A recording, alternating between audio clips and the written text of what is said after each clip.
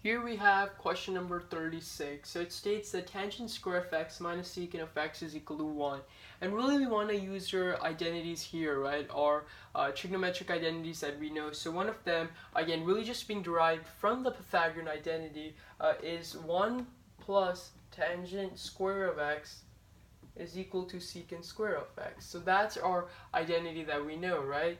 And so we know that tangent square of x, right? So we have tangent square of x, that is equal to secant square of x minus 1, right? So we can obviously write tangent square of x as this over here, and so we can substitute this value back in for tangent square of x. So that's just secant square of x minus 1 minus secant of x is equal to 1, right? So we have our equation over here, right, in terms of secant of x, and so we can obviously bring the 1 here to this side, and so we're left with secant square of x, right, minus secant of x minus 2 is equal to 0. So this is what we have.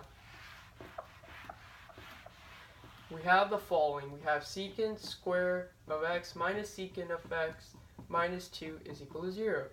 This is what we have over here, and obviously you could say secant of x is z, right? So z squared minus z minus 2 is equal to 0, and clearly you know that z minus 2, right, times z plus 1 is equal to 0. So you see here that secant of x minus 2 times secant of x plus 1 must give you 0. So secant of x is equal to 2, and then secant of x is equal to negative 1. So you have these two equations over here. Again, you know that the reciprocal of secant of x is cosine of x, so you know that cosine of x is equal to 1/2.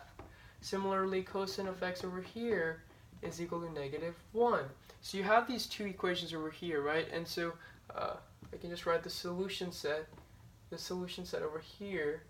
So we just want to solve this, and it's quite simple here. Again, if you know your unit circle, this shouldn't be hard. Cosine of x is equal to 1/2, right? So we're looking at, obviously in the first quadrant, this does satisfy, so that's we know that x is equal to pi over 3, right? In the fourth quadrant, 3 times 2 minus 1, that would be 5 pi over 3. Right, so these are the two values I'm getting for cosine of x is equal to 1/2, and then we have cosine of x is equal to negative 1. Well, for which point on the unit circle do we know that the x coordinate is negative 1? Well, at pi, which would be somewhere here, right? Pi, this point over here is negative 1 comma 0.